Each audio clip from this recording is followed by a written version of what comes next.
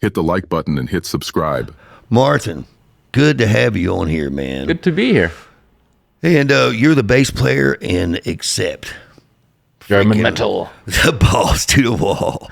Dude, I have to ask you so many questions because I didn't realize, like, until we talked about doing the podcast that I would have that many questions. Okay. So how was it growing up in Germany?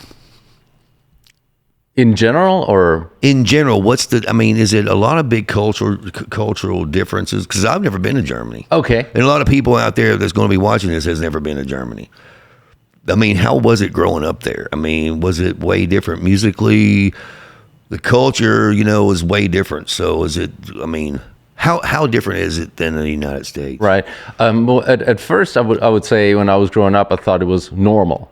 But when you grow up somewhere, then that normal is just the way you grow up is normal. So it was funny that I moved to the States in 2008, and then the first time I came back, I actually saw Germany for the first time as an outsider, and then coming back and feeling like, it's actually nice here. That's what I thought about. That's what I thought about the country, and growing up, I always felt a little bit like. I had always had a very strong draw towards English-speaking music, and I could not relate to the German music. Like my parents, they're all like into like Volksmusik, like the folksy music, and the Schlager, which is kind of like our version of country. And I could never relate to that. It was too cheesy for me, and so I was always drawn to. And I have a brother who's 6 years older, and he was a big influence musically. And he was very much into first the Beatles, and then into like the British heavy metal bands, Iron Maiden, Judas Priest, Deep Purple, and he took me to my first concert ever, which was when I was 11 years old, and it was Deep Purple, 1985, the reunion tour. And so I always had this really strong draw towards music from England or then the United States. Yeah, that's what I was about to say. It's like those are English bands, and so that influenced you to play bass. That influenced my musical taste, but then I always had this strong draw to play guitar. And that's what my next question was going to be. What made you go, I'm going to be a bass player? So my first instrument was a guitar. Actually, my first instrument was a recorder in high school, in elementary school. But then I nagged my parents, and they eventually bought me like a cheap acoustic guitar, thinking it's just going to end up in the corner. But then I stuck with it, and then 2 years later, I bought with my own money, I bought my first electric guitar, and then my brother kept playing that electric guitar, so he always kept it from me. And 2 years later, he bought a bass guitar because I think he wanted to turn me into his bass player. Oh. But I picked up the bass, and I just felt like immediately a really strong connection, much, much more intense than to the regular guitar. And I was like, this is my instrument. This is where I'm going to put my time in and really learn it and master it. And after that, I was a bass player all the way. Did you play string bass in orchestra or anything like that? No, I actually. I was just curious. Yeah, I have an upright bass now, but I only got it after I moved to the States. Right. Because I thought, it might not be bad to have, and have I even had a little jazz trio that I played, but I had to cheat. I had to put the fret markings on the sides to know where to put my hands. Oh yeah, I have to look. But I always pitied upright bass players because I have this big thing that I have to lug around. Oh, God, and I was like, I never want to do this. I hated carrying mine around when I was in orchestra. It was like a real pain. Mm-hmm. It was a real pain, yeah. And, I was in college and stuff, and, I don't know. I didn't do very good on my sight reading exams and stuff. Matter of fact, I did terrible on those because I just remember rising the movements and freaking went in there and played. Right. And then when you get a sight reading thing in front of you, you're like, whoa. I'm serious. Like, you're really like, whoa, it just wasn't my thing. Oh, it's a craft. You really have to, and you have to keep doing it, keep repeating it, and so you just stay fresh, and you can somebody throws you a sheet of dots and lines in front of you, and you could just read it like a newspaper. But it's just, you have to practice it almost like every day. I'm not good at that. If I have a session then I really have to like look at it for a while to get it down. And Yeah, I was never good at reading music. I mean, the numbers aren't hard. yeah, what I mean? no, the numbers are easy. And I think everybody, like Peter Keys was saying that, like how he came to Nashville. He's like, oh my God, this is what I needed, because he went to Berkeley and Yeah. dropped out, and he's like, this isn't for me. I'm not a Right. school type of guy. Did you go to any music schools? I did not. I'm completely self-taught.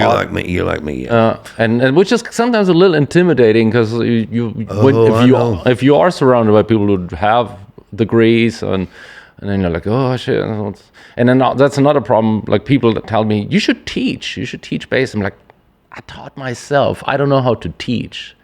And That's where I'm at with piano too, and guitar and all that. I mean, I just play, Right. and that's how you are. Because and I think that's coming from rock bands, because Yeah. I came from a rock band. Same so, here. Yeah, so it's like so Yeah, so it was really funny because, as I said, I moved to the States. I always wanted to live in the States. First, I was in LA, which is I liked the best being there. But then economy took a dive, and then moved to Vegas. I was in Vegas for 6 years, and then I played on cruise ships. I was a music director on cruise ships, and then at one point I was done with that. And then a good friend of mine lives here in Nashville, and he said, "You should come to Nashville. Like it's really growing. It's not just country anymore. It's all kinds of music." right. And I was like, yeah, why not? I didn't have anywhere else to go. And so I thought, I might as well give this a try. And then I came here, and a month later, a good friend of mine calls me and says, did you hear that Peter Baltus, except the original bass player, left the band? And I was like, no, I did not. And he was like, yeah, man, you'd be perfect for that band. And I'm like, yeah, right, because they're waiting for me. The world-renowned classic, like a legendary heavy metal band. Every bass player in the world's gonna want that job, Right. and you fit in perfect with them. it just happened to be like a perfect circumstance that I had just moved into Nashville. I did 3 tours with Uli John Roth from the Scorpions wow. years ago, and he is one of Wolf Hoffman's big idols. So I was a big influence. So that gave me some street cred. I was a German, but living in Nashville, so I understood the German culture and the work ethic and all that stuff. But I'm local. I have both citizenships.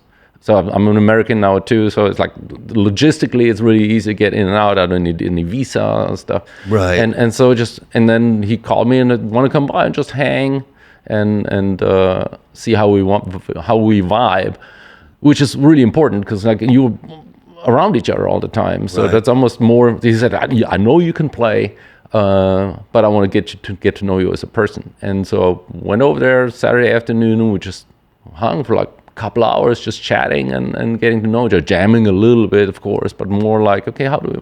And it was like 2 German dudes just hanging out, just fun. That's why I was asking about the culture thing. And you say work ethic. Do you think the German work ethic is better? Well, it's like if you are early, you're on time. If you're on time, you're late. And if you're late, you're fired. Really? Yeah, so it's like, that big of a difference? You have to be on time. The Germans are on time, and it's definitely expected in that band too. And but yeah, it's very work comes first. Right. And so there's a German saying is Dienst ist Dienst and Schnaps ist Schnaps. And basically, it's work is work and booze is booze. So it's like Right. there's a time to work and then there's a time to party. Right. And if you work, you work. And I think that's also why this band had so much longevity, why it lasted so long, because they were just very disciplined. Right. Well, I was going to ask you, like, what the rock bands in Germany. It seems like there's a lot of great rock bands come out of Germany. I think so. Yeah. Scorpions, Yeah. of course, and then Halloween, and then now Rammstein, and I know Rammstein's huge, aren't they? Mm-hmm. Yeah, I've never recorded any of them, but some of them were on the last Mr. Scary record. Yeah. And that was interesting because I've always thought that was an interesting band. But what I think is more interesting than anything is them selling stadiums out here in the United States and it all being German. Yeah, yeah. I actually went to a show in Boston. How in the heck is that happening? Yeah, and it's No, amazing. I'm serious Yeah. though. Like, I mean, it's an amazing show. It's like a Cirque du Soleil on steroids, basically. All the flames and all costume it's like changes. a real, like very theatrical. Yeah, very theatrical, absolutely. And That's crazy. I mean, did they sell out that big here? You guys do pretty good in the States too, don't you? You guys do really well. we're about to go on tour next week, so we're going on a, I call it North American tour. It's mostly United States, and then there's Toronto and Montreal. Okay. And we go on a tour with KK's Priest. So basically, KK Downing's version of Judas Priest with Tim Ripper Owens on vocals, and that's going to be a great tour, a great deal. Yeah, Because Priest and Accept is a classic pairing. That's always It been. is. So that'll be huge shows. That'll be really huge. Well, I see all the time you on Facebook and stuff, and I see these freaking like these massive, Yeah. like in Europe. What's the vibe though in Europe? Rock and roll style, in between that and here. Is it just a lot of more rock fans over there? Is what I'm saying. Is it more like a lot more rock fans over there? I don't really have the comparison. I think music in general is very popular in Germany. And so festivals, just no matter what genre, are very like busy. Really, a lot of people come out. Yeah, they're very popular. Like when we played Wacken 2 weeks ago, it was officially 85,000 people. It was probably a little more from the wait. It just wouldn't end. It was just a sea of people. It's insane. Wow, and I bet it's a rush, especially playing bass, because you are in control of the whole thing. I mean, And you can feel it, you know. like- the subwoofers underneath, and I'm moving the air back there, which is really awesome. yeah, that's got to feel powerful. Yeah. That's got to feel. Do you guys have pyro and all that stuff in your shows? Not in this one. We have like lots of fog machines and strobes and Right. like pyro would be great, but I think it's just logistically, and you need a guy who travels with you, especially for that, and you need to get the permits and that kind of stuff. Yeah, you don't want to catch any place on fire. No, definitely not. We played a few shows. We played one time in Siberia, literally in the middle of Russia. There was with Hammerfall, with I think Within Temptation, and it was this tiny mining town. Not tiny, but like comparably small, Kemerovo. Nobody heard of that. But so basically, the owner of the mine, the coal mine, put on this huge festival for free in the middle of the city, and flew in these Western metal bands. And that was just so much pyro. He had those 2 mining trucks left and right with flame-throwing exhaust pipes left and right. Really, that's freaking badass, And man. then in front of the stage, also like the lines go, "Don't cross this line." And because you lose your eyebrows. Yeah, man. I went to see Cage the Elephant not long ago, and they had a lot of pyro in front, man, with flames shooting up and stuff. Right. And it was already freaking 90-something degrees outside in the middle of the night. Yeah. And I felt sorry for him. And of course, Matt Schultz is up there and he's got a suit on and Right. everything. And I'm like, man, I don't see how you're doing that. Yeah, Or Rammstein again, how much pyro they use up. And Yeah. they have this one song where they're talking about this. Basically, the song is about a guy who eats another guy, and so the keyboard player has to climb into this huge pot, and then the singer Till Lindemann comes with a big flamethrower and basically heats up that pot, and that must be hot. I mean, he must be. oh my feeling God, that. yeah. Leave Leave it up to those guys to come up with that.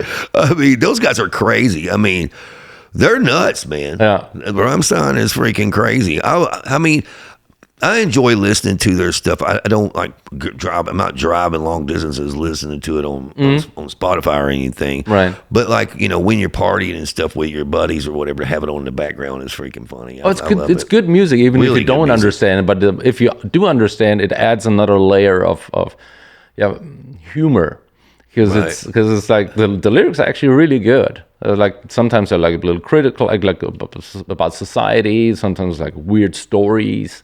It's always, but it's really interesting. Some are love songs, but it's all really witty, and some of the things that also use wordplay, where you're like, oh, you think you're saying something, but then he adds another word, and then it changes its meaning completely. So it's really interesting.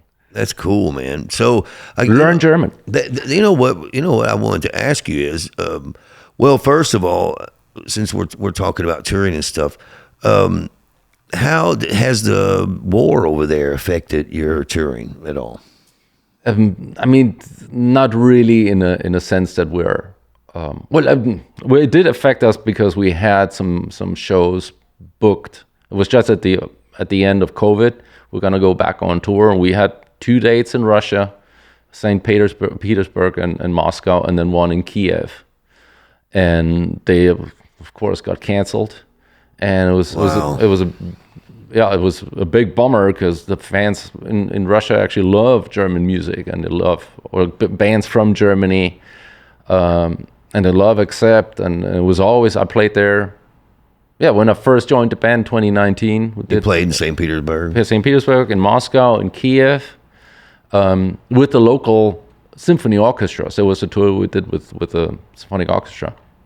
So I guess, because we don't want to get political on here, I just want to know what your thoughts are on that whole war. Do you think it's a waste of time? I mean... Well, I think Putin just tries a land grab that I feel is not justified.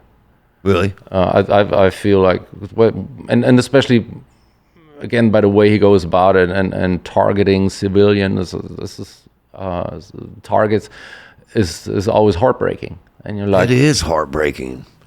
I understand the Ukraine war more than I do the Israel and Palestine war. I don't know what they're trying to solve. Putin's going, hey, this was part of Russia or Soviet Union, and we want it back. Yeah, that's his philosophy behind it. Right, but their thing, though, it just doesn't make any sense at all. They're just killing each other.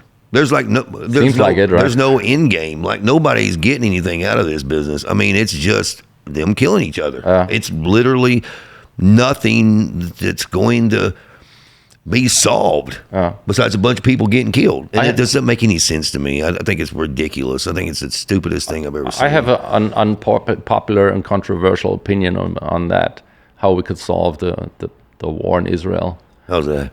Get rid of all religion. Well, that's their... It's basically three religions fighting against the same plot of land. Right. And, well, if they're actually fighting for Israel, which I don't think they are, but I had heard something yesterday that the Muslims, it's in the Quran that they have to kill every Jew in order for Jesus to come back of all the people. I guess I don't think it's going to get Jesus to come back. I don't think it's going to happen. I don't know why, but I just don't think that's going to happen. But if it's just really odd. Of course, with the last name Springer, people are going to look at me, because of course, they're going to think I'm Jewish or whatever. I don't know what I am. I got a feeling Springer, though, somewhere along the line was Jew. But you know what it means, because it's a German word. What, Springer? Yeah. Well, then I'm probably German. Then. Well, possibly, right? Springen is the verb. Springen is to jump.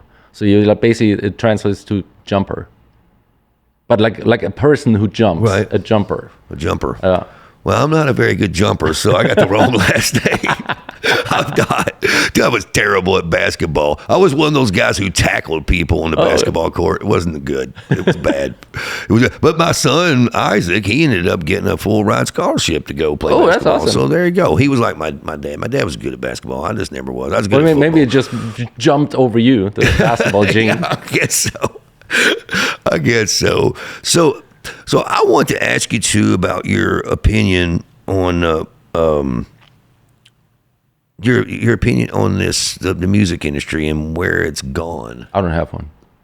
You don't have one. You don't have one on thing on Spotify or anything. You don't think much about that. Oh no! I of course I have an opinion. But you don't want to give that on. No. That was German humor. I'm sorry. Okay, there you go. I try to be funny. Well, I'm a redneck. I'm sorry. I should be right there with you, but I'm German. I'm not funny. So it's interesting. I mean, there's always been change in the music business. So I think we all just have to adapt. And I mean, especially for me as a bass player, I think that was one of the first instruments that got replaced when keyboards came out. And and so for me, I shouldn't have had a job for the last 30 years, but somehow it could still stick around. What I'm really interested right now is the whole AI development. Yeah, this was another question I was going to ask you about that. Are you worried about that? I use it as a tool, so I look at it as just another creative tool that I can use. How do you use it as a tool? I'm curious because I keep hearing everybody saying that. I'm just curious. Well, I don't let it write complete lyrics, which some people do, but I have definitely used it as like an inspiration. Okay. It's like instead of just having like a blank piece of paper, and because I do write for Accept as well. They also let me take part at the songwriting process. And Wolf said, if you can give me some lyrics, I can write some stuff on that, and then get inspired by that. And so I was like, okay, what could I write? And then you go to Chat GPT, is it? Yeah, and then said, give me like 5 song ideas that would fit into a genre of like British heavy metal or something like that. Right. And then it spews out some titles or just some topics, and then like, yeah, this sucks. Oh, this is good. Yeah, let me develop that, and then you can take it from there. So basically, just there's a creative spark. Well, you know what's funny is the podcast. AI named that. You know, for me. Yeah. So the Malcolm Springer Unplugged came from Chat GPT because it gave me a list of things I should call the podcast. Right. Because it knows who I am and it knows the credits I've had. Right. So and then the picture on the podcast is AI. Mm-hmm. That's AI. Right. So it's like, I thought it made me look kind of sexy. So it looks hot. Yeah, sure. No, you know, and it's funny because I don't use it enough. But in lyrics and stuff, I need to start doing that because I write like crazy. You got to come over and write with me and Case. We write a lot of songs. I mean, probably 3 or 4 a week. Oh wow, okay. Yeah, 3 or 4 a week. Like the whole record that we're working on right now, that me and you were working on. Of course, we just wrote everything from scratch. You know. And finally, you know, seems like that third song you're writing for an artist because you get the kind of reaction. You can't even see their body language over the phone, but you hear it in their voice and you're like, okay, we should go this direction. Okay, we should go this direction. Okay, he wants it real heavy. Let's drop A tuning. Let's freaking rock. Right. Which is not my normal thing, but, you know, the drop A tuning, the modern rock thing right now, I think has gotten out of control.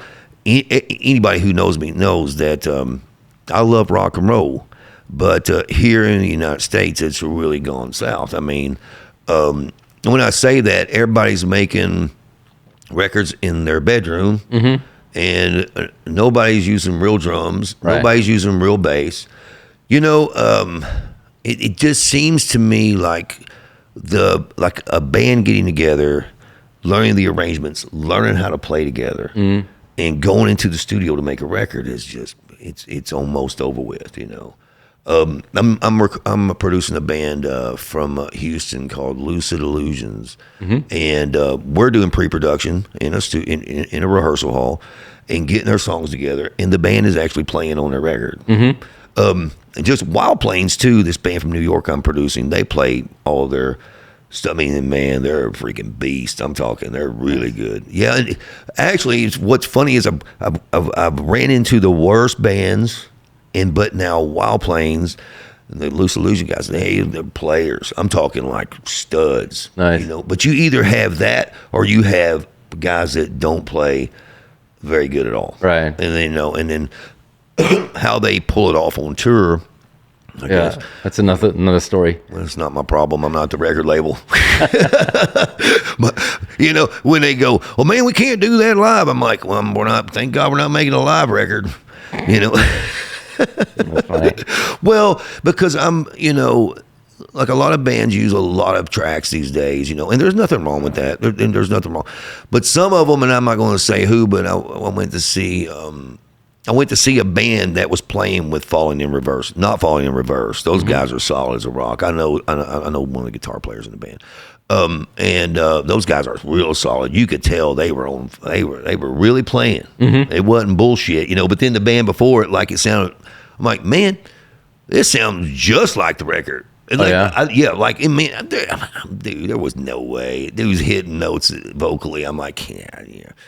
You know, I don't know. He may have had some kind of device on his vocal to freaking. I'm not going to say the band, but maybe it was like a device on his, like an auto tune thing on his vocal or something. I don't know. It was tracks, maybe. I don't know. Well, it was a lot of tracks. But you know, the modern rock thing, I think, is really spin out. I mean, maybe I'm wrong. Maybe there's a modern rock band that'll come along. I know that I've got a band, Closure, that's doing really well. They got that girl singer, man. She's a badass, boy. She's really good. Probably one of the best vocalists I've ever recorded. I mean, she's happening. But there are some good new bands coming, like the Warning. We saw them a few times. We played the same festival as those 3 girls from Mexico. And they're just they're amazing. You should check them out. They're the Warning? The Warning, okay. There's those 3 young girls from, I think they're sisters, but they make some They're from Mexico? Oh, wow. You guys out there look those guys up. That is crazy. I got to check that out. And they played the big festivals in Europe with us, and they're amazing. And that's like the new generation that gives me hope that there's still gonna be rock and roll around for a long time. I hope so, man. I mean, you know, I haven't given up on it, man. Some of the modern rock stuff doesn't sound like rock and roll to me at all. But now some of the bands like Wild Plains and this Lucid Illusion band, I mean, really give me hope too. You know, and you know what's funny is, but you go to Guitar Center or someplace like that, and you got all these kids playing guitar and playing metal riffs, but those people, like, obviously they're fans. Like, I'm trying to figure out where the freaking bridge broke there. You know what I mean? Like, why isn't there more rock fans in America? And maybe there is. Maybe it's just they're waiting on a badass rock band to come out, you know? But the problem is name one new young singer that's a star that's in a rock band. I mean, seriously, name one. I mean, I can't name one. Put me on the spot here. Well, Ronnie Ragney, I mean, from Falling in Reverse, has been around for a long time. You know, everybody knows him. That gives me hope. But remember when everybody knew freaking, you know. Whatever, Steven Tyler. Everybody says Steven Tyler first. I was waiting on you. Or Axl Rose. Yeah, like, you know, like these big. Sebastian Bach. Everybody knew John Bon Jovi, you know what I mean? Like, it just keeps on going back in the day, but now it's like you hardly ever hear of a star freaking rock singer, you know, coming up. Right. And that's kind of the you know, the problem. I mean, I think that we have a industry with no stars. That's possible. I mean, the thing is, people are also getting so overwhelmed with input from everywhere now, especially with social media. And I heard like a lot of people, like there's so many amazing musicians on YouTube, and they're just noodling up and down and playing stuff that I could never imagine being able to play. But then they stay in their bedrooms. They never go out. You don't see them on tour, and they're like, "Oh, I'll make my money at home." And I'm like, but you're missing out on a big part of the experience of being on the road and being on stage. And some of them I heard they have anxiety, so that's why they don't leave the bedroom. There's some people that had offers from big bands to join them and be the guitar player of a well-known band, and they either just flat out refuse because they can't do it because they're like too nervous, or they go on the road and then they can't handle it. They can't handle the travel and the tight schedule and the lack of sleep and being in front of an audience, and then they back out. It's like, I'd rather go back and just play for the camera. And I'm like, but that's not, for me, that's not why I got into music. I mean, I got into music to play music, of course, but I got into music because I saw Deep Purple play in front of 45,000 people as a 11-year-old, and was like, man, to be on that stage one day, that'd be amazing. And that's what got me. And now you are. And that's crazy. Isn't it crazy? I have to pinch myself sometimes. It's insane. I can't wait for you to send some pictures of the shows here in the States, because I want to see. You know, I have people tell me all the time that Europe is so much better for rock and roll than here. So that's why I'm, Well, one curious big about difference. One big difference I keep forgetting because it's become second nature already. But the fact that you sit at rock concerts in America is like something I don't understand. Like in Europe, that's how I grew up. Like every concert you walk in, you stand, and first come, first serve. You run in, you're in the front, and here like the sitting down. I never understood that. How you can sit on a chair and there's a rock concert happening, and you're just sitting there like in a movie theater. So there's just no energy. Well, and what gets me is the type of girls that are showing up at like the modern rock shows. Mm-hmm. And I'm not being mean. Yeah, I am. No, but I'm saying though, man, rock shows back in the day when we showcased bands or we had shows, or whatever, be the hottest freaking tattooed up chicks you've ever seen in your life. Oh, there's still some of them around. Oh yeah, there's still some. I'm not saying it, but I'm saying, man, some of the modern rock shows I've been to, man, are these overweight girls with fishnet holes on, and they got their eyes all pierced up, and it's like, where did this Everybody's come from? Beautiful. Yes, everybody's beautiful. I'm just saying, man, what happened here? It's like, but I think it's the college thing, like it really bothers me when a band that's signed to a record deal and has a great record, never heard the band, but me and my wife went to a show last year in Columbia, Missouri, and all the people in the crowd are my age. Mm-hmm. And it's a college town. Like Columbia, Missouri, it's Mizzou. I mean, and there's nobody from the college there? That just blows me away. I'm like, wow, how things have changed. Right. You know what I mean? Like how things have changed. But if it was a rap artist, there'd be a bunch of people there. But I don't know though, man. That part of the world just might be lame for going to freaking shows. But also another thing is that just concerts have gotten so expensive. I know. I was going to ask you about the price thing. And kids just don't have that money anymore. It's like I feel like that the wages are way too low for people to survive, and especially not to have disposable income to spend it on overpriced concert tickets. Well, I mean, it's bad when tickets for something is like $150 a seat. It's like, or something like that, or $100 a seat, or even heck, $100 gets you like nosebleed back there. Yeah, and everything. We just talked about it. That I would love to see Sammy Hagar and Joe Satriani next week here in Nashville, but any decent ticket is $200+. Well, why don't you just call Joe Satriani up and get a ticket since he played? Let me do it right now.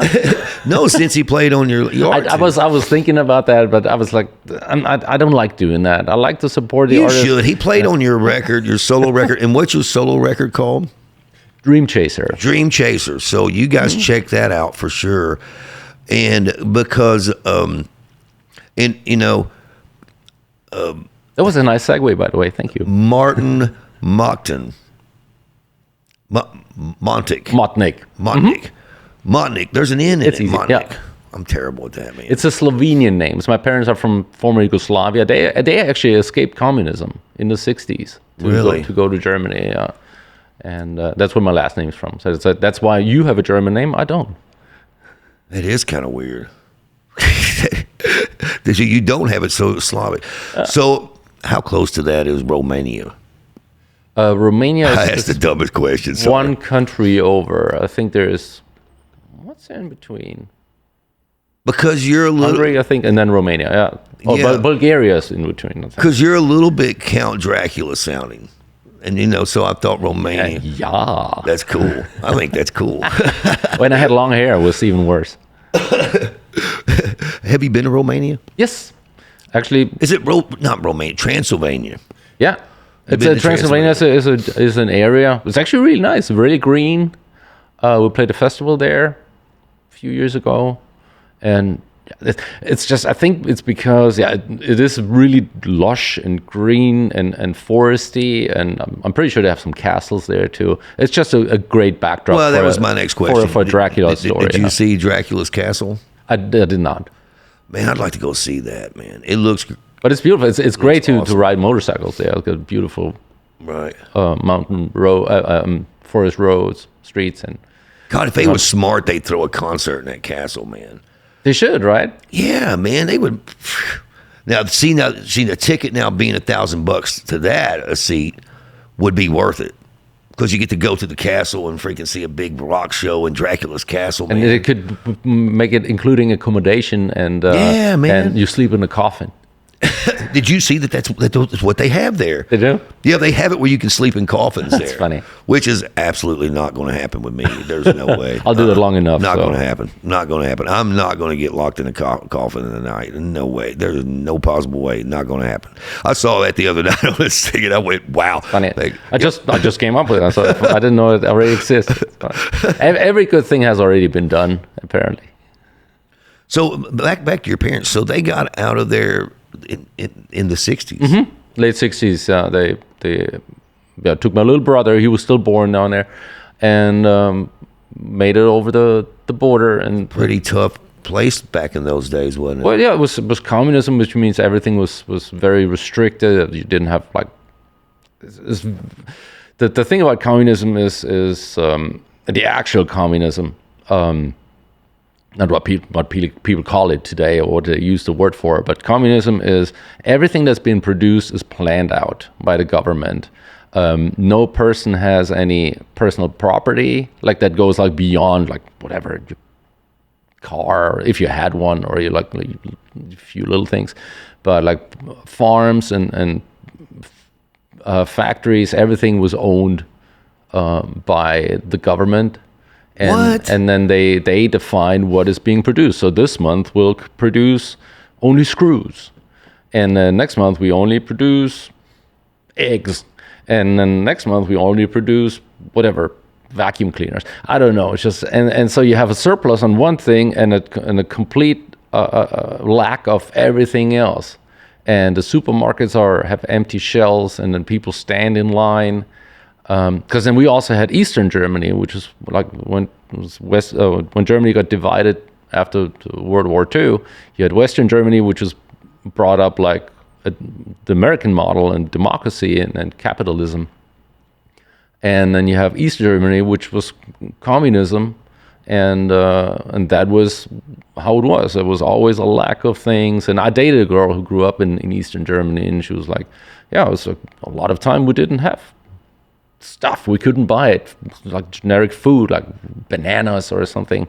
It was just not there." Well, the wall coming down, did that change anything? Everything. Everything. Okay. Yeah. Okay. It made it where it wasn't communist on the eastern side, right? Exactly. Yeah. So basically, Western Germany and Eastern Germany reunited, and basically the Western economic model got transferred to the East. And their details were like, okay, they could have done it better, and there was a lot of exploitation. And people in the East, because they weren't used to it, were a little bit naive. And so Western business guys, especially crooked ones, took advantage of that. And so there's a for some people there's a bad taste still how Eastern Germany got integrated, because they were basically being taken advantage of. But it was definitely liberating, and the people were able to travel. People would go out and follow their dreams more than how it was before. Because it was basically like a prison, basically. So did you go to the wall? Did you ever go to the wall? One time, 1 year before it came down. And then when people were up there guarding and had guns. Oh yeah. That's crazy. Man. So when we took that was actually my first gig out of town, was playing in Berlin, in West Berlin back then, still in '88, and then since we were there, we touring the town, and then at some point I was like, oh, let's go over to the east, and then you have to go through the border crossing. You had to exchange 25 Deutschmarks, Westmarks, into East money, because that's how they got their actual currency, because their own currency was worthless. So they forced everybody from the West who would come in would have to exchange Western money for the Eastern currency. So that's how they were keeping the system afloat, basically. Wow, that's freaking crazy. I mean, I know a lot about history and stuff like that, but the economies, the communists and socialists and all that stuff, man, I'm not as up on that. I guess I should be, because I just know, hey, communists aren't good. Right. You know. I mean, Some people say the concept of communism could be good because it's like, okay, nobody owns anything. I was like, I'm not like that. I like personal property, and I like being able to follow your dreams and let the market play out its game basically, and regulate things to a certain degree. I am of the opinion that capitalism has gone a little bit too far, as in now there are a few people that have too much control, have too much power. I agree. Jeff Bezos, Elon Musk, the Koch brothers. There's a handful of people that just have too much power and too much money. I'm of the opinion that the term billionaire should not exist. I feel like, really, you could not live on $999 million. That's not enough for you. No, but it seems like to me those guys get momentum and they just keep digging. Right. They just keep digging. Right. And digging and digging and making more money. And I think that's great. Well, if you're a billionaire, it's not really hard to make another billion. Exactly. You know, they always say the first million is the hardest, and I'm still working on it. Yeah. Well, I'm going to tell you, I've made one and then it was gone. Or so, right? No, things happen, man. You get off track and everything. I mean, that's the way it goes sometimes. But no, it's like, the communists, so they control like Everything, and then you have a police state that. But now you grew up in West Germany, right? So in West Germany, though, I mean, was it a lot like here as far as like it's very very similar. Everybody goes to work in the morning and does their thing, and then comes home and does it. Okay, I would say that Germany and the United States were very similar in the 70s, early 80s. And then it felt like it's kind of like drifting apart. I feel like the middle class is deteriorating faster here in the States than it is in Germany. But even Germany is feeling it now too. There's a bigger income inequality, and the young generations are definitely struggling too. Like Really? People can't buy a house anymore. It's just gotten so expensive. Wages have not kept up. It's a very similar situation. Yeah, this mess over here, I mean, with a big family like me, because I got two sets of twins, and being in the music business, you really feel it when the economy is bad, and it's been bad for the last 3 years. Well, 2 years, it's really been bad, and I don't know if it's from us funding other wars. I don't know. Well, COVID definitely did a lot. Yeah, I mean, I think especially so, for us as artists, all of a sudden, we were supposed to go on tour. We were supposed to like make records, and that all just stopped. Stay at home. Like, okay, what am I supposed to do? Am I supposed to eat? What am I supposed to live off? And I was lucky. I got online sessions in, and lots of people made records. And Well, I got lucky during COVID because everybody wanted to make a record because they wasn't touring. exactly. I mean, to be honest with you, I made a lot of money that year. Mm-hmm. But it was frustrating, the mask thing and the Not being able to leave, go anywhere, and being locked up. What was more, I guess, heartbreaking to me was hearing everybody else that wasn't in the music business at that time and was like working regular jobs that couldn't go to work and stuff. I mean, it was like, let's lock them up. And, I think it was a lot of bad mistakes made on that. But, I shouldn't be president because I would run things completely different. Yeah. Yeah. I wouldn't want to have that job. No, hell no. Hell no. For it. I mean, the $500,000 a year looks pretty good right now, but if I was in a position to be president, I wouldn't be worried about a $500,000. No, you're on the clock 24/7, and it's just, it never stops. Yeah, and you get blamed for everything. Yeah, and everything's your fault. Exactly. Everything's your fault, and everything you did in the past, they're going to bring it up. Right. So if you're not freaking Mr. Boy Scout, and and that goes for everybody. Like, well, honestly, people change, and people make mistakes. I think Bill Clinton's "though I didn't inhale" thing was pretty awesome. I thought that was funny. Right. I did not have sexual relations. What's her name? Anyway, it doesn't even matter. But it was funny because that guy just flat out lied, and I thought, me personally, I thought it was kind of awesome. Because I thought that's a man right there. Deny. But no. But the whole thing is, he should have said, "It's none of your business. It's none of anybody's business who I've had sexual relations with." That's what he should have said. And it would have been over with. Well, he did then. He did it. Well, it's still, he should have just said, "None of your business," and then just moved on. But basically, Yes, because it's not anyone's business what you do sexually. It's not your. I agree. It just looks to me like they want to nail him for being a dishonest person, and he took the. He's a smart guy too, but he freaking took the bait, hook, line, and sinker. How is your leader? How's the leaders over there in Germany? Is all this kind of stuff going on there? There's elections and stuff. Right, and from what I'm not following it as much. I'm really more integrated in the United States now. Right. I was just wondering how it was. No, but I do follow it a little bit, and my family still lives here, so I hear some stuff from them. The Germans, in particular, are very unhappy with their government right now. Really? I mean, they're never happy, but like right now, it's there's a lot of things that they're complaining about. I couldn't really even name it right now, but they have a coalition now of 3 different parties. Because in Germany, it's not like in the United States. We have several political parties, and all you have to do is you get at least 5% of the votes, and that gets you to be part of the parliament. Oh, okay. And then depending on like the ratio, how many votes you got, that's how many people you get into the parliament. And so you have a Green Party, you have a Conservative Party, they call it the Christian Democratic Party. Then they have the more like the left-leaning,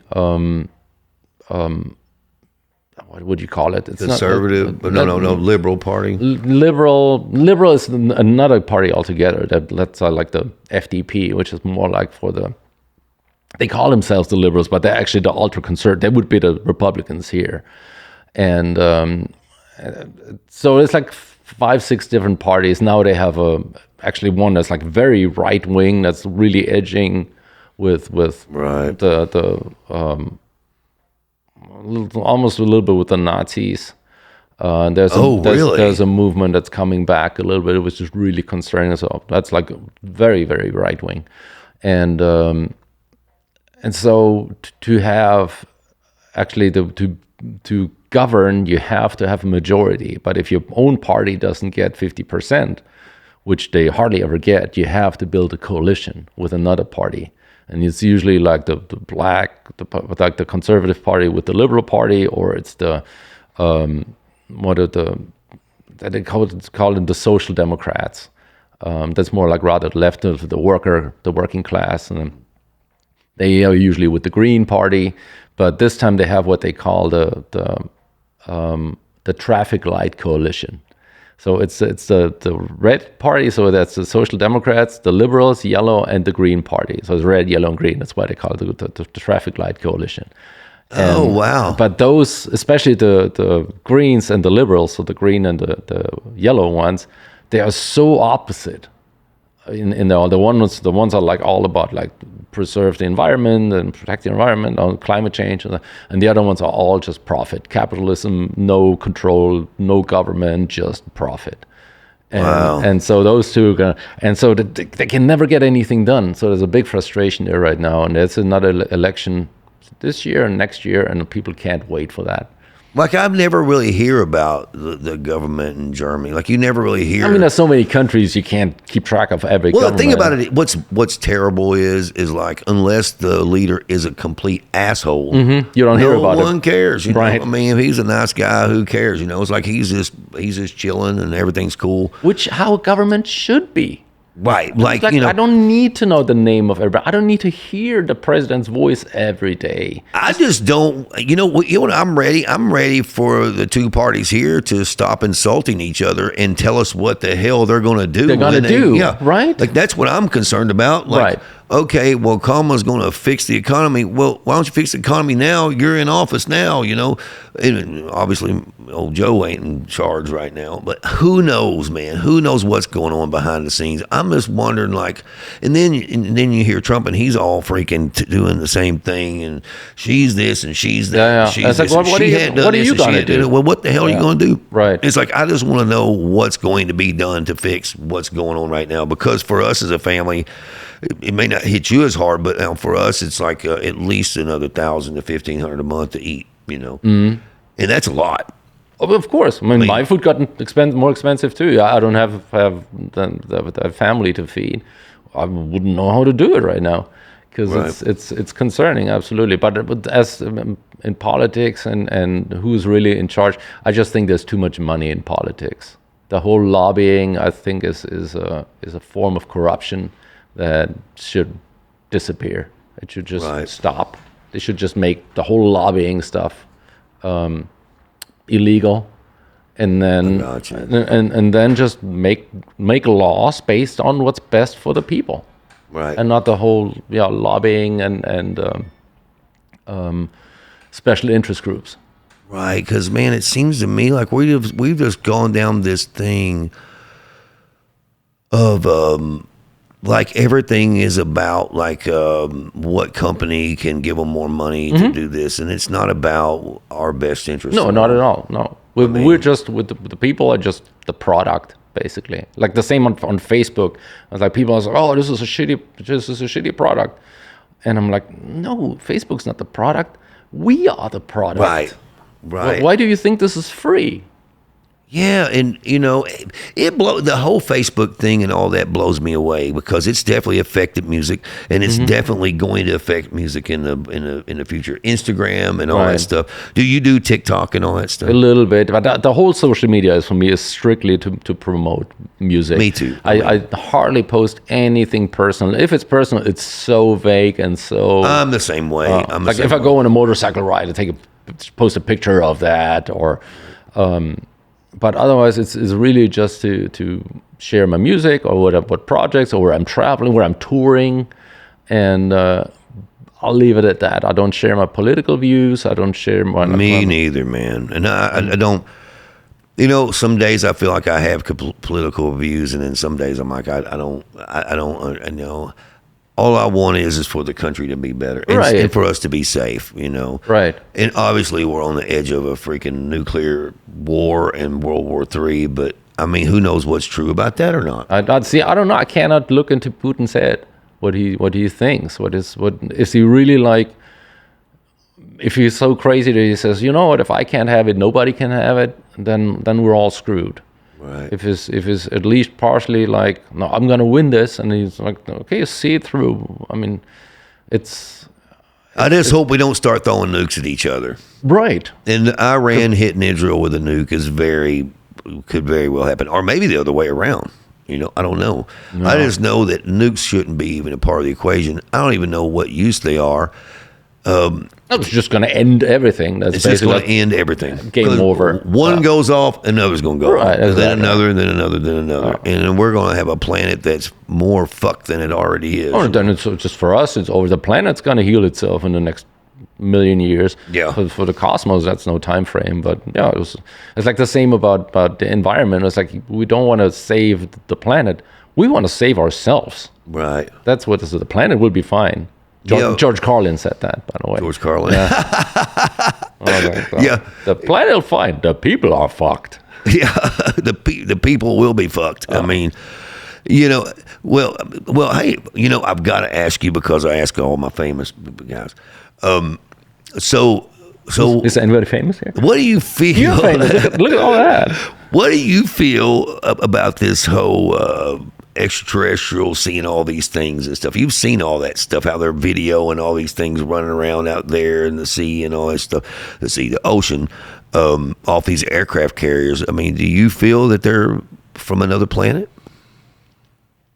I just have to ask everybody this, because it's funny to ask musicians this kind of stuff. So when I lived after I moved away from Los Angeles, I went to work in Las Vegas, but I didn't live there at first. We lived in the city like an hour west of Las Vegas, halfway between Las Vegas and Death Valley. There's a city called Pahrump, which is mostly known that prostitution is legal there. I think me and my wife went through there last year. It's possible. Yeah. Yep. And so prostitution is legal there? Yeah, they have a couple of That blows brothels. my mind. That just blows my mind. Not just your mind. No, but it does. I'm like, I just can't wrap my head around it. Anyway, go ahead. I'm sorry. And so I remember one time we drove back from LA to Pahrump, and it was this at some point you get off Interstate 15 and you just drive through the desert, and it was like, it's dark. It's the desert. It's like super dark. You have like a clear night sky. You have the brightest stars. It's amazing. And then, so we were driving, and then at some point I look up there, and there's a light traveling like this, and it goes like this, and then all of a sudden it makes a 90-degree turn like this. So it goes like this, and it's gone. Oh, wow. It was the craziest thing, that like some flying object that just turned on a dime and just disappeared. And so I was up there, and I was like, that could be an alien. But then Area 51 is really close to there. It's like just 2.5 hours or something, which for a plane is nothing. So if you drive there, it's like 2 hours. Well, especially if it goes that fast. Exactly. And I know they've been testing stuff up there that we have no idea what exists. And so my opinion is, if a lot of the stuff that we see is some military experimental aircraft that it's just they don't tell us about, or the weather balloons that came through, or that kind of stuff. But when you ask me about aliens, I do believe that they exist, because if you look at the vastness of the universe, and if you look at how many galaxies exist, it'd be just mathematically unrealistic if we're the only one. That's just too much of a chance. But do they visit us? I'm not sure. See, I think whatever we're seeing has been here this whole entire time, because there's too many references from history. You know what I mean? You know what I'm saying? Like, whatever's here has been here, I think. Like, I don't think somebody's getting in their aircraft on a freaking other planet going, let's go to Earth on Friday night, I just can't see that. And but the military testing too, I think some of it's that for sure. And I think, but where did we get that? Mankind has really done such a great job of evolving fast. I mean, or adapting fast. I don't believe in evolution, but I do believe in adaptation. And man, you talking about the difference between now and 200 years ago, technology wise. I mean, we're from a completely different planet. Horse and buggy, or riding horses, and to cell phones, and we can call somebody across the world. If you were in Germany, I could FaceTime you. Absolutely, we can shoot the shit. It's like, are you serious? Like, to me, even when I was growing up, when they said one day we'll be able to carry around a phone everywhere, I was just thought, yeah, all right. Yes, that ain't right. Happen. That's not going to happen. But then all of a sudden, my family got a microwave, and I went, wow. And then someone told me that technology came from, listen to this, some of these alien guys, they say that came from the Roswell crash. I'm like, well, what did the aliens do? Did they have a dang microwave in their freaking hot pocket? I'm just saying, it's like, what do they do? Somebody goes, that's where we got fiber optics too. I'm like, hang on here. Why would they need fiber optics in a freaking, in a spacecraft? I'm not that kind of engineer, so I wouldn't know. I'm just saying my big thing is the lights on them too. On the UFOs, it's from another planet. I'm like, well, why would they have lights on them? And where do they get new bulbs? Do they go down here to freaking, to the hardware store and pick up some? You see my trouble there, right? But I'm pretty sure they had LEDs way before us. Yeah, they probably have LEDs that last forever. But I know, some of the pictures, though, I've seen of some of the aircraft that have lights on them. I'm like, oh, man, that doesn't make any sense. But why would they have lights on at all? Heck, we have planes that go every places that don't have to have they don't even have to have a windshield. They just freaking drive by radar. Right. You know what I mean? So why would they have to? You see what I'm saying? But anyway, some of that I kind of go. But whatever it is, I think either it's already been here or it's just test stuff, you know. And but I don't, you know, I'm definitely. My views on all that's a lot different now, you know. You know, and I realize, man, you don't believe it, you don't buy the Bigfoot thing, and a lot of people don't. At this point, I guess we. I have a good friend. He's very much really into it. Yeah. So got the Sasquatch ball cap, and I'm into the thought of it, but I'm not. No, I'm not that's what I feel like. I feel like I would love for there to be a big beast like that, and it would be awesome. But you know, it's looking kind of slim now. You know, especially these days. I think we would have seen him with satellites. I still enjoy people the stories, but you know, a lot of those people, man, are very.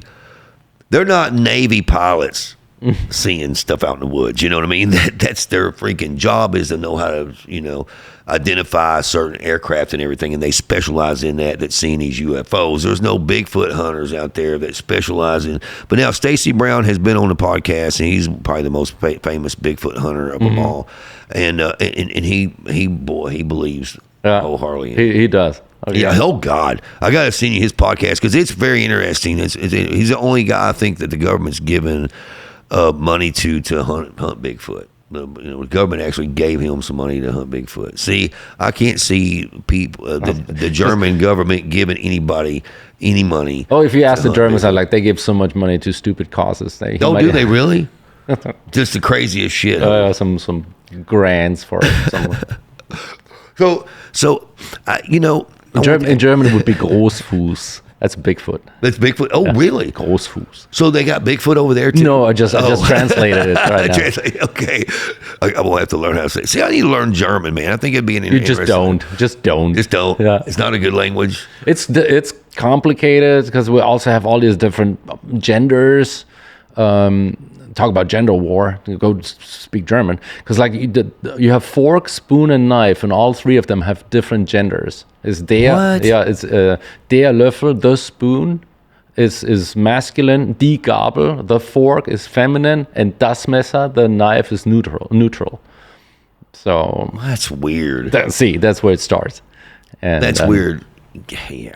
And almost everybody in Germany speaks English, so it's like every time somebody tells me, "Oh, I want to learn German," I'm like, "Why? Do you want to file your taxes there? Otherwise, there's no reason to do that." Really, there's more people speak English there. Most people speak English there. Really? So it's easy to get around. Because English is just easy to learn too. Well, I found it easy to learn, and it's just such a universal language. And Germans probably know that it's hard to. They're not like the French who are like, oh, you don't talk French, I'm going to talk to you. Yeah. French don't talk like anybody. They don't even like themselves. Sorry, French people. Germans and the French also have this. It's always been that way, hasn't it? Right. Well, so I should ask you because you know, except their big song was "Balls to the Wall," do you feel like an American band could come out with that song today and it be okay? I'm talking and be a big hit like that. Who just came out with a cover version? Somebody just came out with. Really? Yeah. Oh God, forgot. We just saw it last month. It came out. It's a great song. I think if it came out, and we play it every night, so it's always the big encore song, and people always go nuts. And that's the song that people know us for. Hell, it was even on Beavis and Butthead. Right, exactly. I remember that. So was that on the Beavis? That was on the same record that I worked on, because I worked on Beavis and Butthead. I need to get a platinum record for that one. You should absolutely. I worked on what was it? Isaac Hayes. Okay. Isaac Hayes. We had the title track or whatever. Recorded, engineered some of that. I didn't produce it, but yeah, it was really good. But I worked on all Isaac's stuff, back in the day. So I worked on Beavis and Butthead, Jerky Boys, stuff like that. Oh, okay. I've worked on some really, really good movies, man. Really good movies. That's awesome. Yeah. You guys. I mean, you're a legend. Now I don't know about that, but I tell you what, I am though. I love making records. I love doing my podcast because I get to know people. See, even my buddies like you that I don't know that well. I mean, I can get to know them a lot better. And even friends I've known for years. It seems like the podcast really does that type of thing for it. And I just love doing it. It's just fun, man. Yeah, because that's very interesting. Because when would you sit down with a friend and like, you know what? Tell me your life story. In no phones, Right. so you're not getting interrupted. Right. No one's like, unless there's a trouble with the cameras or something like that. Right. No one's jumping in here, freaking interrupting you, so you get to just talk and freaking talk about things. So it's music is something I can really talk about. I'm very interested in Europe. I've never been there, so I really want to go. You should. Well, You love it. I hope it doesn't get too bad over there that it's bad to It's travel. not. It's you not. don't think so? No. I mean, when we were playing in Poland, for instance, or Estonia especially, so those are all neighboring countries of Ukraine, of Russia, right? and so or Finland, you can. If the conversation starts, you don't notice anything or anything. But if the conversation starts with locals, then you're like, yeah, we watch it. We it's on our minds. We think about it. But if he really crossed that border into NATO territory, he knows he's outnumbered 1,000 to 1. He can already, if he cannot defeat Ukraine in 3 years. How is his opponent supposed to stand against the United States and all its allies? There's just no chance. He knows that. He must know that. That's a suicide mission then. I don't know. I know that Putin, is categorized as an asshole. And I think that he saw a moment to strike when we didn't have a leader in office that was, hey, I'll press the button and nuke you or whatever. But the whole NATO thing and Ukraine being in NATO, I don't have any idea why that would happen anyway. That's crazy. I don't know why we would do that, but I don't know enough about it to sit here and talk about it, to be honest with you. That's another thing. That's another thing in general. I've been thinking about that earlier. Is all these things that we fight over and all the political discussions and arguments that we're having, it's all based on hearsay. We're all just going by the stuff that we see on TV or that we read on the internet. We are never there. We're never none of us is in the room when the things are actually discussed or decided. So we don't even know what they're talking about, who they're talking and to. we really don't know what really has happened. Right. We get so worked up, and then later the truth comes up. Oh, it was completely different, and I feel like an idiot. I do too, because I'm not going to start in about it too much, but I will say this: them trying to shoot Trump and everything, and the lack of investigation, the lack of information they're giving to the public about this kid, about where he got the rifle, where he got the explosives, how did he get up there without people seeing him? He had it looks pretty fishy, it looks conspiratorial, but who knows if it really is conspiracy or not. But I do know it certainly looks like that, No, it was an odd thing, absolutely. But that's what I'm saying. They should feed they should let the public know what's going on. But it's an ongoing investigation. Look, man, it's been a month now, hasn't it? So it's like at this point, but over a month. So it's like at this point, like what? Like just tell us where the money. Like he had 4 offshore bank accounts or 2 offshore bank accounts. I mean, a laptop they couldn't get into. Man, the FBI and CIA can get anything of yours. I mean, they can freaking. Your laptop probably could be turned off, laying in the freaking corner, and they could probably get on it if I had to absolutely, guess. Absolutely. Yeah, it's like, so if they can't get in, it's got, there's so much craziness, and that's where I think that that America has to watch it, because when something goes that sideways, people just want to know, but we don't know the truth. Even if they told us, though, to be honest with you, would we really know? Or would we believe it? Or would we believe it? Yeah. That's another thing. What I find just mostly tragic is that we've come to a point where violence like that even happens, where some people have the urge of like, you know what, I'm just gonna shoot at him, and that's how divided we are right now, and that's how angry we've been made by the press and by all this polarizing news cycle and doom scrolling 24/7, just bad news, and getting you fired up about a candidate, right? Right. It's like two sports teams. I'm like, why are we even so passionate about that? They're supposed to fix our shit, and that's it. And otherwise, leave us alone.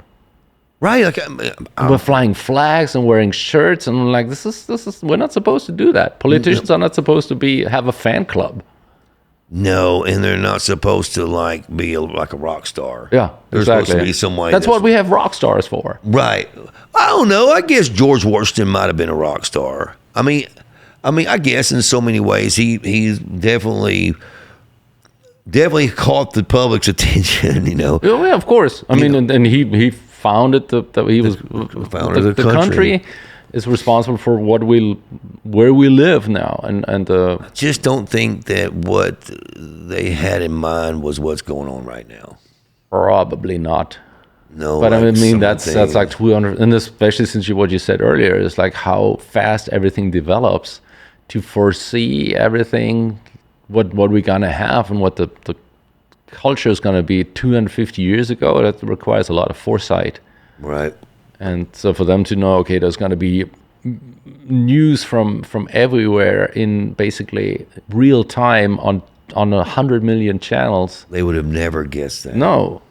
Or I believe I would have not been able to imagine. Oh, no, man. I mean, heck, they didn't even have cars. The Industrial Revolution hadn't even been started. Every travel to just the next city was a whole day event.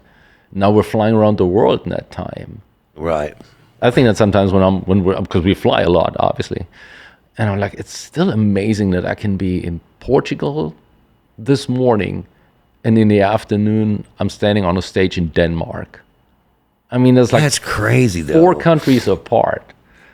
Or here the same thing is if you take off in New York and then you land in LA and it's like an hour later basically, and you're like you're 6 hours away from where you started. It's a whole country away.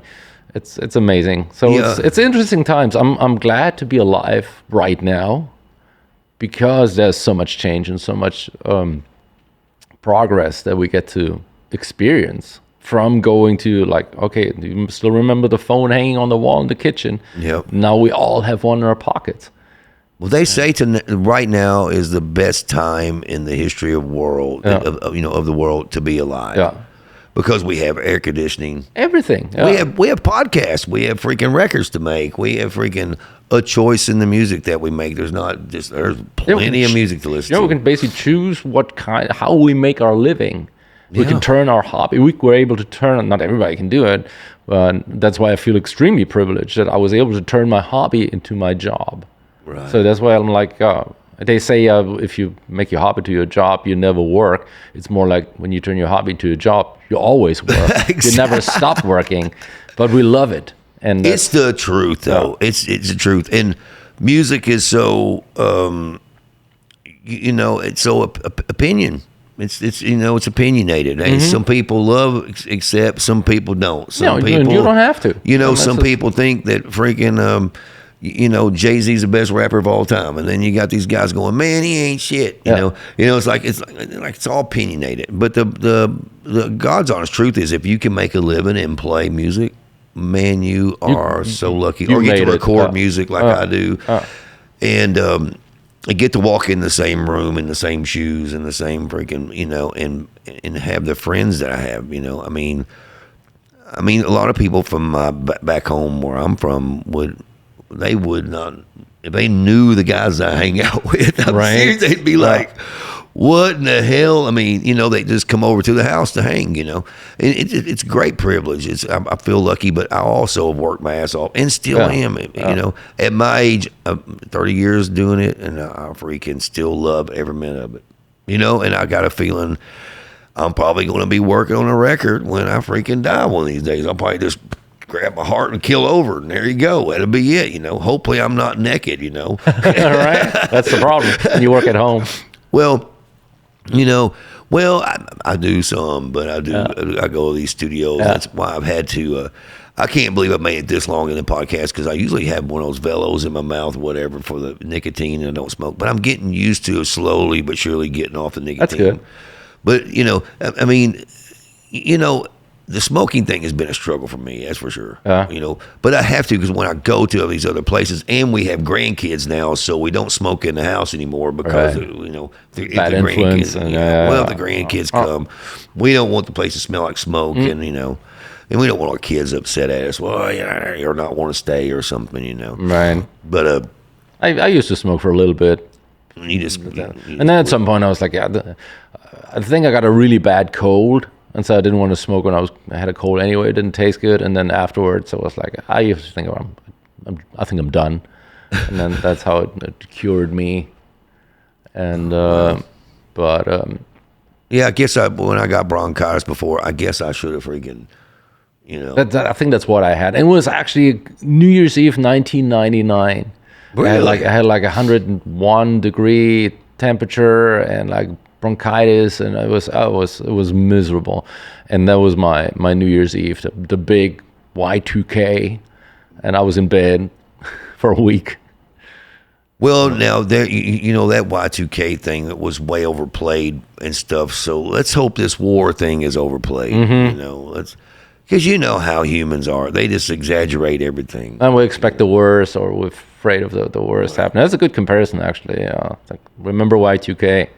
I mean, you know, I'm not saying nothing's ever going to happen because hey, freaking comet could come down right now and hit us on top of the head. Well, but then that's going to come down no matter what. Right? Might as well enjoy the time. Well, I hope if one does come down and hits me right on top of the head, I hope it hits me because I don't want to be here after it gets here. You know, that'd be like a nuclear war times 1,000. You know, heck with that, man. I don't know, heck no. If a comet comes down here to Earth, I'm praying that it hits me on top of the head because I don't want it to hit freaking 5 miles from me or 6 miles from me because that would be really bad, you know, or the aftermath of it. Or just not at all. How about just not any more comets come down here, you know? Let's not have any more younger dryas or whatever they call it, you know? It's so interesting. I'm interested in all that type of stuff, the history and stuff, and I know I get out of hand with it, but like where we really came from, and, you know, I know there's a God who created us. You know, I just don't know what order he created us. You know, are you into all that stuff, Book of Enoch and all that stuff? Not so much. I'm more a science guy. You're more of a science guy. You're not a God guy. Not necessarily. Not in the personification. I'm very interested in, and I think about like the origin of like how the universe came to be and where it's going to go and how it's going to end, and is it going to recycle? Maybe it's going to restart again, and it's I think about that. But if I look at the vastness of the universe and how much is out there, I don't feel like I have so much importance. But on the other side, I'm grateful to be able to experience this life and this existence. So you don't think we're in a simulation? You're not a simulation guy? Could be. I think we are. Okay. I mean, I do, because I feel like, you know, I just feel like, okay, here's a good example. You've been to Japan probably quite a bit, hadn't you? Not yet. We're going next year. It's going to be my first time. So right now, you've never been to Japan? No.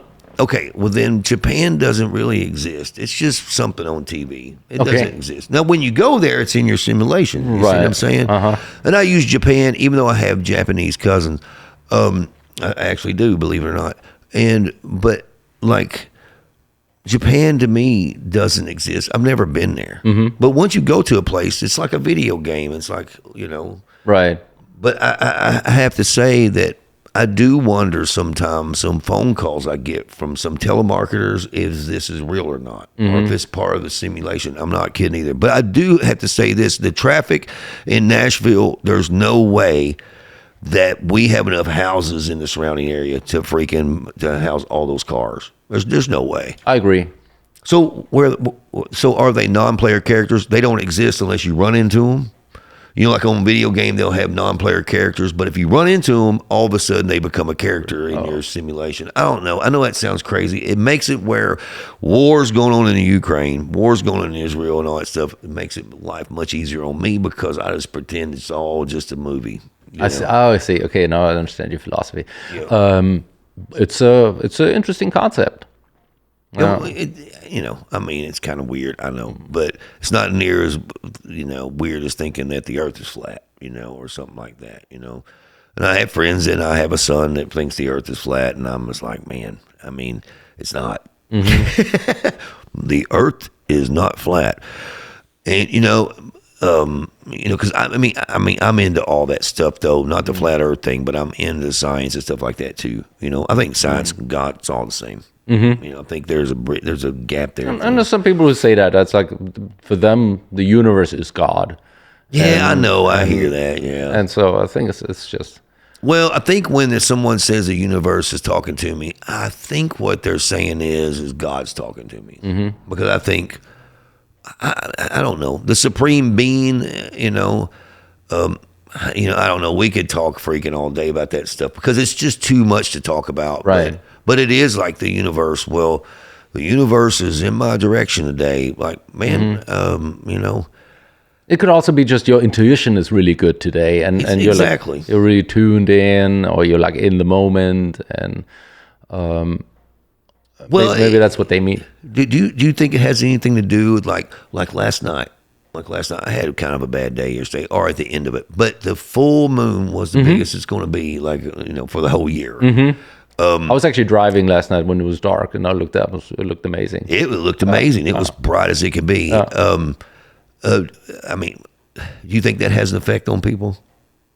Some people say so. My brother and his wife, they have 2 cats, and the one cat, when there's a full moon, that cat goes nuts. Really? Yeah, all night, runs around, goes totally berserk, just runs around like.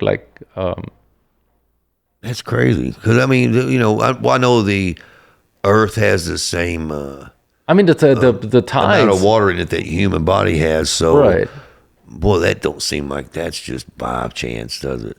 That's what I mean about a creator. It seems like somebody created the whole thing because it seems like there's too much shit like that. Like the same percentage of water that's in the earth is in the human body, the exact same percentage. And the moon definitely affects the earth. The tides rise and fall. And, I mean, and obviously there's more crime on a full moon.